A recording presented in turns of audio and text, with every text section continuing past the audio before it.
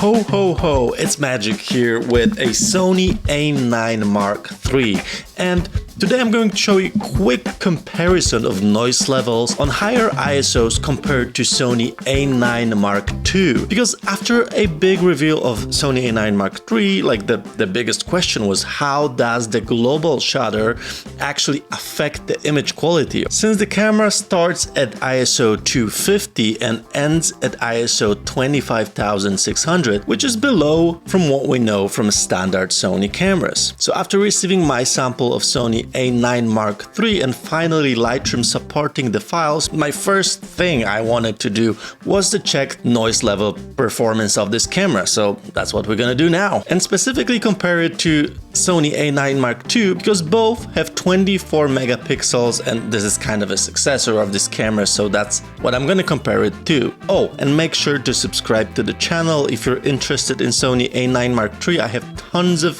videos coming on this camera, specifically as a wedding photographer. I'm gonna be shooting a couple. I'm gonna be shooting tons of things, making different comparisons to Sony A7R V that I'm using on a daily basis, to Sony A9 Mark II. Also, this video is sponsored by myself and my hard work, giving you one video every week. So if you want to support Magic, check out my store with my presets, editing course, and a Flash for Wedding Photographers course. All right, so this is my beautiful testing set, which is Lego Ninjago, which a bunch of different figures, including Little Dustin from Stranger Things. Okay, let's first compare the base ISOs of these cameras. So for Sony A9 Mark II, it's going to be ISO 100, and for Sony A9 Mark III, it's going to be 250. So these two photos. So on the left, you can see Mark II. On the right, you can see Mark III. First thing I'm seeing, yeah, it's actually slightly different colors. So the A9 Mark III, it's a little bit more magenta. I'm gonna test it out more, so that's coming in the full review.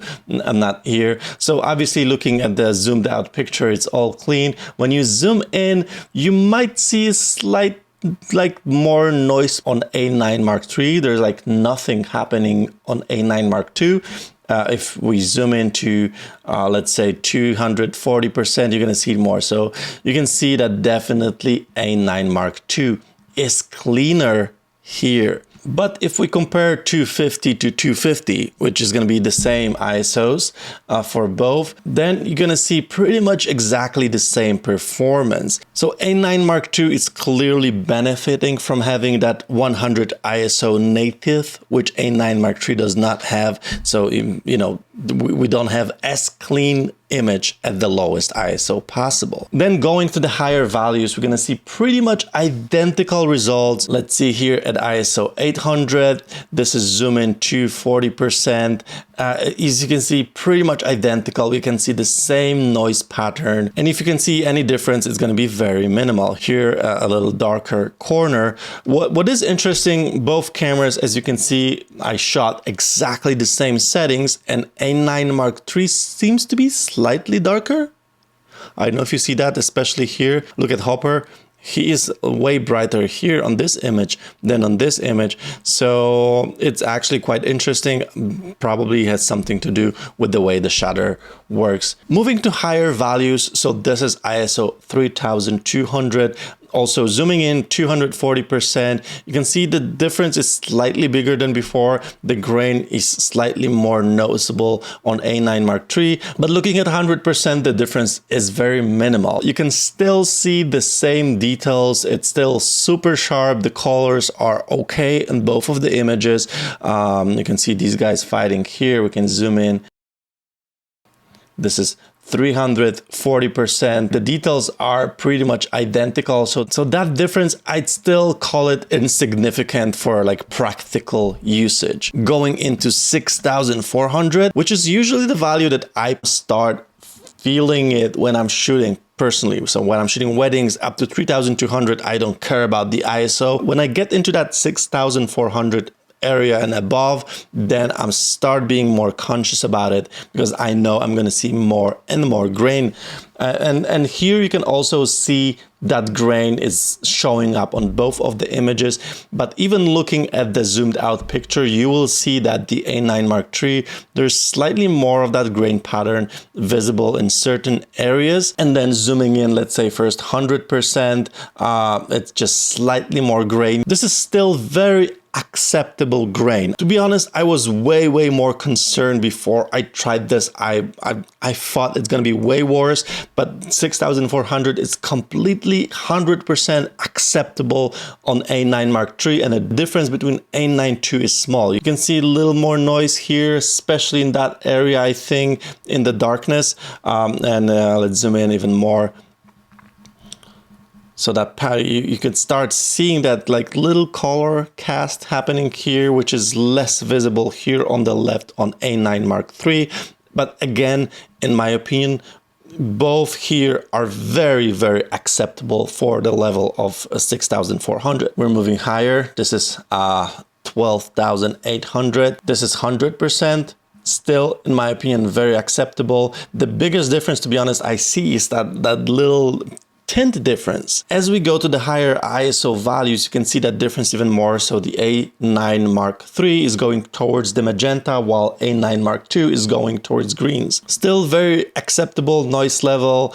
I wouldn't call it huge difference, but obviously if I'm picking the winner here is going to be A9 Mark II by slight margin. And now we have the highest ISO value of A9 Mark III, highest native ISO, which is 25,600. So this is the limit of native ISO. You can see clearly, even without zooming in, that we have, you know, substantial grain here, and we do see a difference between the left image and the right image. Obviously, zooming in, like looking at the grain pattern, it's really nice. Still, it's not the worst grain I've seen in my life, and I would not hesitate using this value, 25,600 on A9 Mark III. I can easily shoot weddings and deliver images like this. This is very acceptable, to be honest.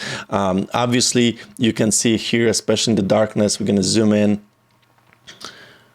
We're at 200%, so there's slightly more details on the left. Also, what kind of might make a difference is that A9 Mark III image is slightly darker. So obviously in the darker areas, we're gonna see less details, but yeah, also there's slightly more grain here on the right.